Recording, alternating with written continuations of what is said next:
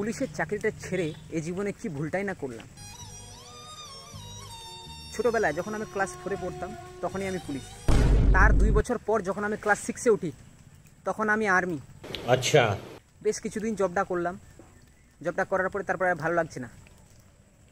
গুলিবাজি, বোমাবাজি, control room, bedroom, সেটা আর ভালো লাগছে না, সে ছেড়ে দিলাম। এর 3 বছর পর হলাম আমি নার্স। আচ্ছা। নার্স কাজটাও খুব ভালো ছিল। এটাও মোটামুটি কিছুদিন পর এটাও আর ভালো লাগছে না। ওই আবার খুন খারাপই, রক্ত, এমার্জেন্সি রুগী, এটা ওটা, ওর কিডনি খারাপ, ওর কিডনি ড্যামেজ, ওর এটা হয়েছে, ওর ওটা হয়েছে, ওটাও আর ভালো লাগলো না, ওটাও ছেড়ে দিচ্ছি।